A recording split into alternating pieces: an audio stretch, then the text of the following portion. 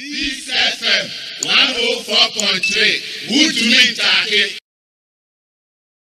Papa J. And I say, Kabila.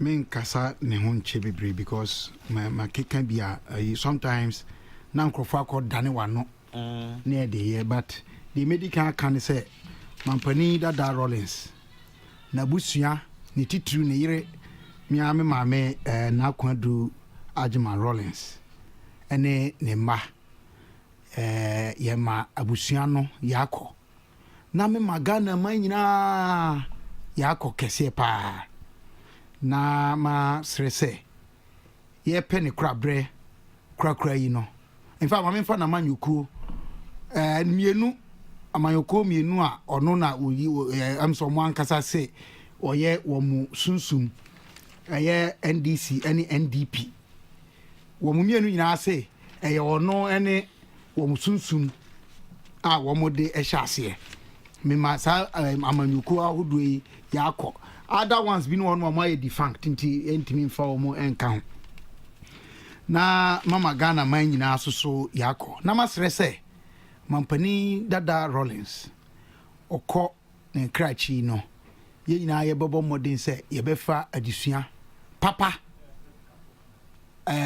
ene de ebema oman yi akonanim as free kwa okọ na ne kese pa no ne se ye nyina ye be kai se owo atwede eda ho ma yi nyina na se de trosem kano eye Mose enyom adiokron metaka wa ha o se me ehunu ye nakan na ya nyaden nyansa akoma enti ye nyina ye mfamu adisua na ye mfamu na ya kese Ghana yabakosemu free bra ye wonko asumu besi nne sinapa mitia na watene me yenya amampani bia wadi abro emfie enkono infa okasa wo hwe emfie enkono kra me fa ne se Ghana mampani a wodi kan obeye mampani ankasa pa na odi emfie nsia Sajifo yeah 1960 to 66 that's true before no a prime minister no it is no kra na emu mienu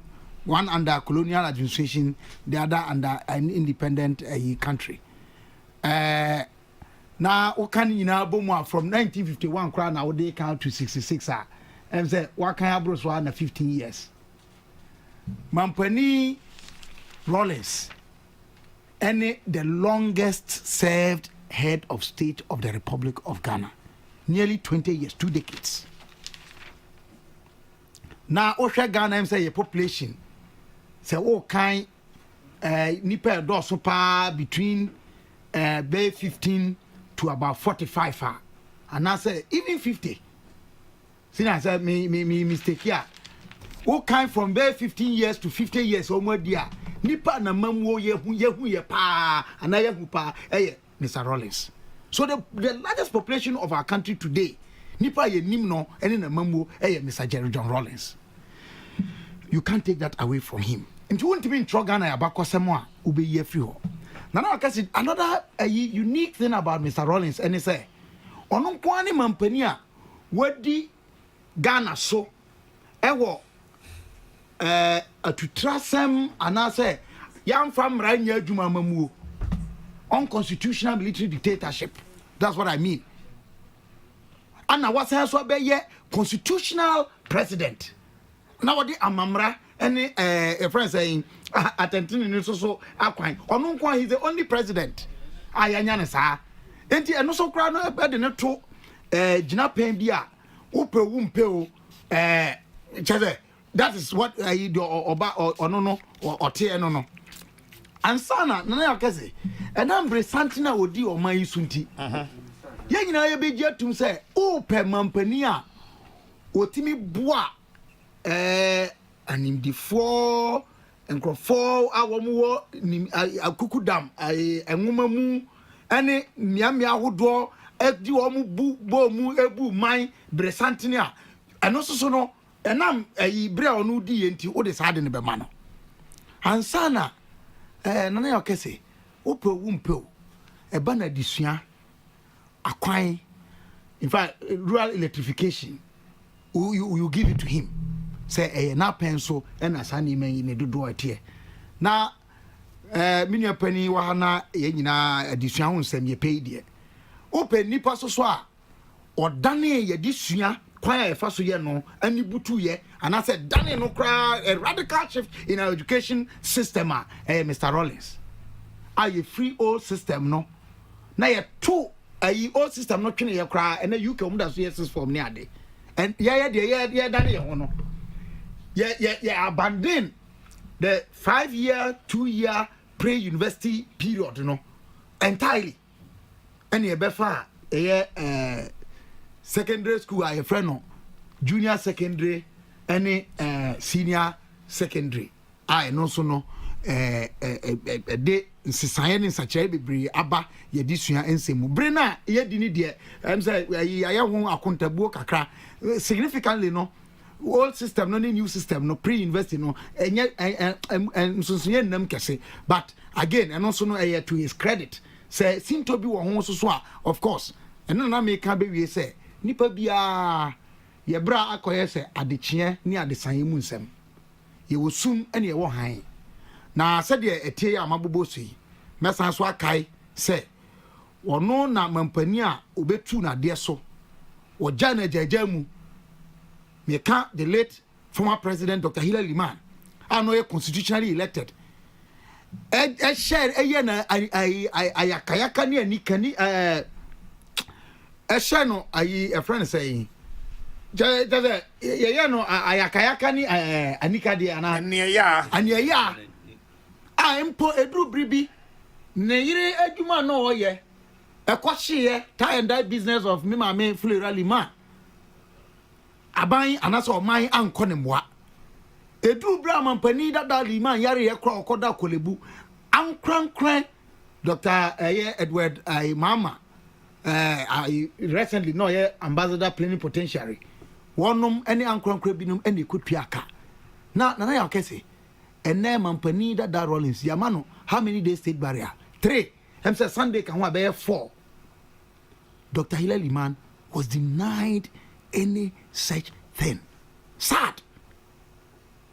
Say you didn't be ko golu kura ko sie na fidi a na de no ko e ko say si techima kakra ansa na ye de ne to aso akọ eno ya ade a eno so no mampani da Rawlings untimi enka a enya wum but the ya kra Professor Dubois kan ye 31 December 1981 ku na ankasa no ehu hia na ehia if is na yete amamuo so a se obi buma na se omuni yi a na kwan da wa yebetuma afa ayeden asesa no 1979 1980 1981 em say nka afia be yebedi sima na se 83 na nka yakwakoto ababiu enti dia ni aho prepre a yedikotu ya mamra na etoso miensa no yakotu guye anka ne sa mamra no nka di 42 years your parliament nka ye better entrenched your executive any oversight as a parliament exercise nka e wo ho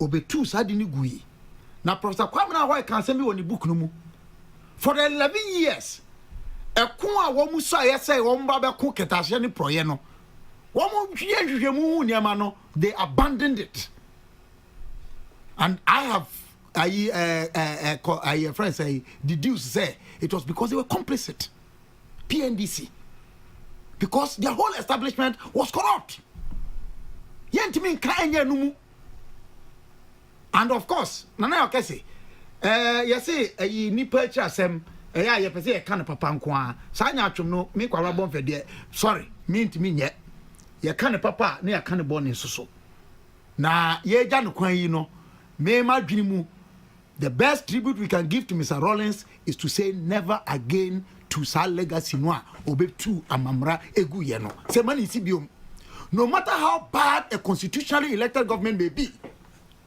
we should prefer that to the best military dictatorship culture of silence media friends say monotism and I say monotism say for years and yeah Rawlings aye umbutimi ni obia o TV so GTV radio and yeah MPP for na the case court 1993 Emma GB Supreme Court ruling say as I say a Makwan Emma radio station what was it 96?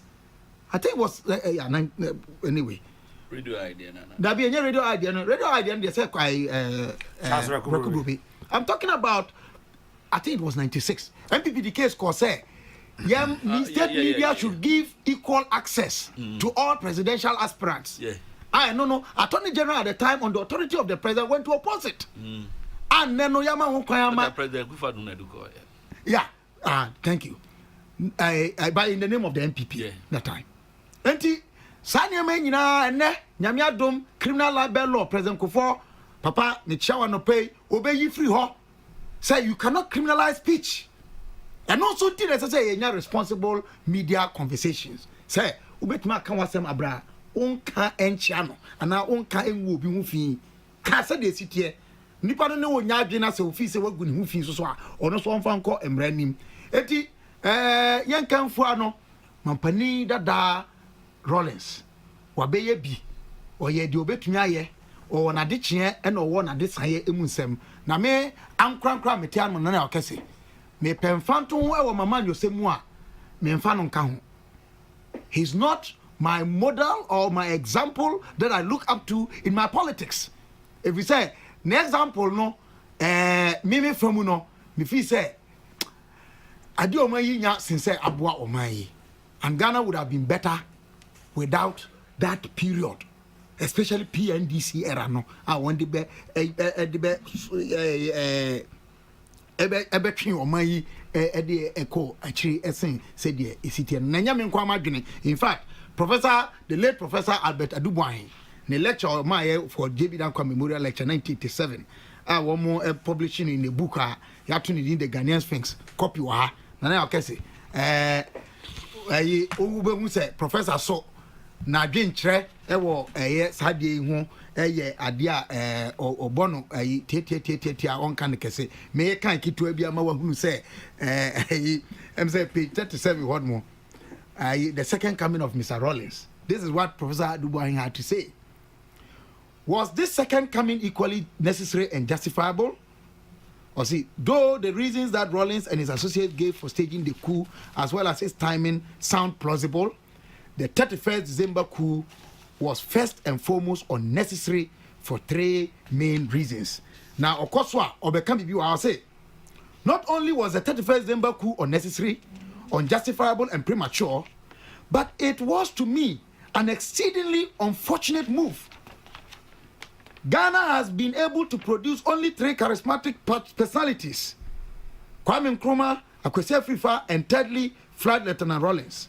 And just as Nkrumah, Afrifa, and even Ernesto Benasco each formed a political movement or party to achieve his own political objectives, Mr. Rawlings could and should have done the same thing.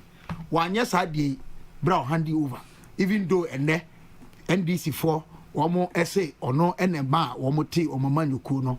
I think say if he had done after handing over in 1979, 24th September, and Kamia dance here and in some car Mikai, Ebian Kebeye, Nedudono, Ebeye, Nipapamu, since ni dudro bonimu said missing no. Yen I am from Madison, the near Mompire say, Nyame Ebemaye or draw any ubu akuma. Na ye de nidie ama ye mai any amamra ye sai. Be it good or bad, this is what we have all chosen to live by, the Constitution of the Republic of Ghana. Kabila is talking of NPP versus G. Peace FM 104.3. Good to meet you.